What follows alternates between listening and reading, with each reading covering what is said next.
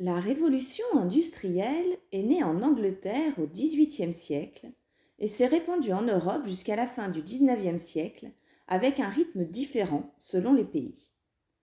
On assiste à une industrialisation des productions. L'industrialisation est un processus caractérisé par l'utilisation de nouvelles techniques, le développement de nouvelles branches d'activité et une forte croissance de l'activité.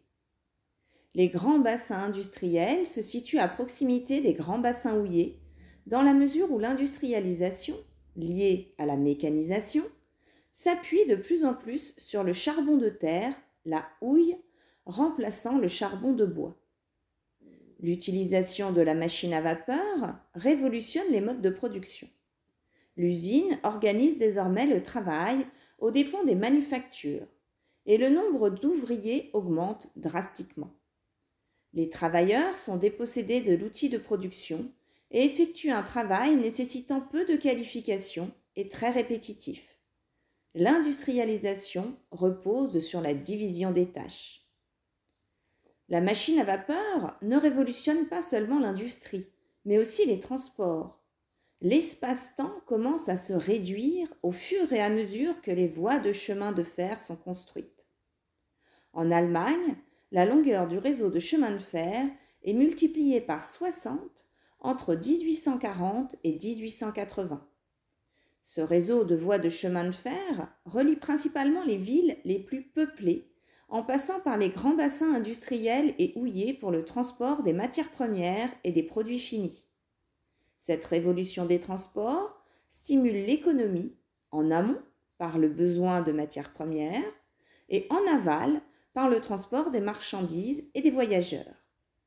Certaines régions tendent à se spécialiser puisqu'elles peuvent compter sur l'importation de marchandises qu'elles ne produisent plus.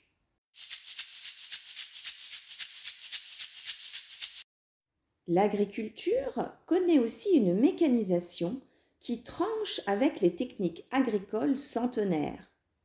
Au fil du XIXe siècle, la situation des paysans s'améliore et les disettes disparaissent sous l'action combinée de la culture de la pomme de terre, des progrès de la mécanisation, de l'utilisation d'engrais chimiques et de la spécialisation régionale des productions permise par la révolution des transports.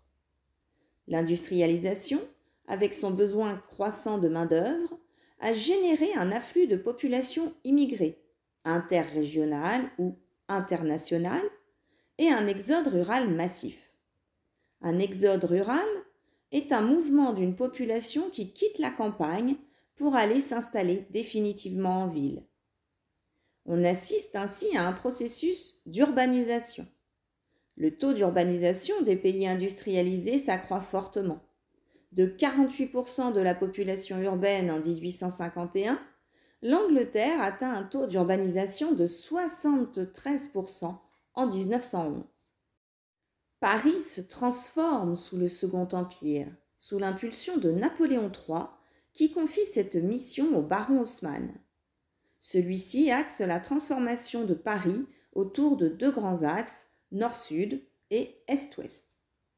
Le coût élevé de ces travaux contraint Haussmann à recourir à des investisseurs privés, tels les frères Pereire, qui ont fait fortune grâce au chemin de fer. Paris voit se construire de grands boulevards et des avenues bordées de trottoirs et entourées de bâtiments en pierre de taille, d'arcades et de grandes places. Paris devient ville-lumière grâce aux réverbères à gaz.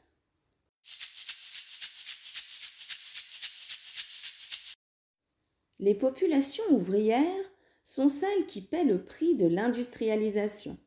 Semaines de travail frôlant parfois les 80 heures par semaine dans certains secteurs, travail excessif des enfants accompagnés de mauvais traitements, travail de nuit. Le salaire décroît en fonction de l'âge et du sexe. Une femme sera payée 2 fois moins qu'un homme, mais 2 fois plus qu'un enfant.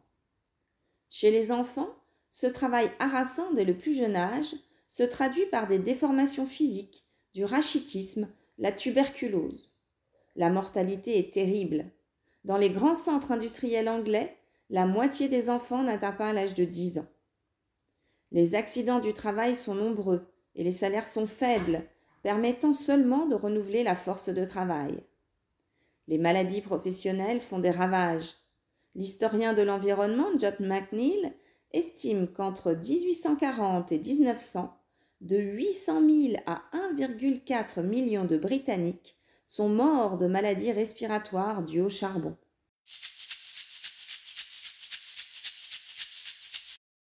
Les frères Schneider fondent dès 1836 une entreprise spécialisée dans l'acier, les chemins de fer, l'armement et la construction navale dans la ville du Creusot. Les Schneider multiplient d'abord les logements collectifs afin de loger les ouvriers qui travaillent dans leurs usines, avant de se tourner vers la construction de maisons individuelles qui ont un grand succès.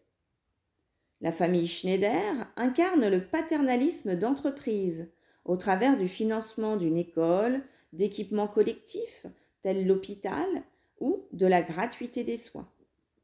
On parle de paternalisme lorsque le patron assume l'autorité et les devoirs d'un père à l'égard de ses enfants salariés, qui sont alors dans l'obligation de respecter les règles décidées unilatéralement par l'employeur. Il est responsable de leur bien-être et en contrepartie de quoi ils lui doivent respect et obéissance.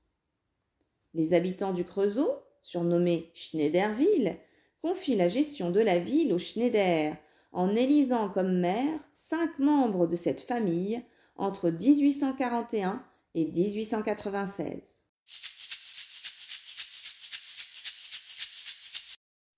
Si la pensée dominante est que l'industrialisation améliore le niveau de vie des pauvres, la question sociale s'invite dans la vie politique et économique. Les premières lois régissant le monde du travail, et plus particulièrement le travail des enfants, apparaissent en 1833 en Angleterre.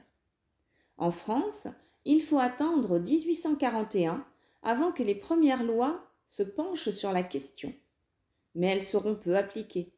L'inspection du travail n'apparaît en France qu'en 1874, sous la Troisième République. Les femmes et les jeunes filles remplacent les enfants dans les usines textiles. Karl Marx, philosophe, historien et économiste allemand, théorise sa lutte des classes dans le manifeste du Parti communiste, écrit en collaboration avec Friedrich Engels en 1848. Il y dénonce l'exploitation et l'oppression de la classe ouvrière, qu'il désigne sous le terme de prolétariat, par la bourgeoisie, c'est-à-dire la classe possédante. Il appelle à une révolution prolétarienne pour s'emparer des moyens de production qui seraient remis à l'État. La disparition des classes sociales mènerait à une égalité et donc à une paix sociale. L'Église, au travers de l'encyclique du pape Léon XIII, dénonce elle aussi la richesse qui a afflué entre les mains d'un petit nombre et la multitude qui a été laissée dans la misère.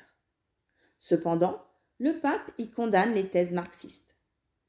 Les législations sur la grève en 1864 et les syndicats en 1884 permettent de structurer le mouvement ouvrier. Les grèves se multiplient. Certaines sont réprimées dans le sang, comme à Fourmies en 1891. La troupe intervient dans une manifestation qui réclame la journée de 8 heures. Le bilan est dramatique. 9 morts, dont 2 enfants, et 35 blessés.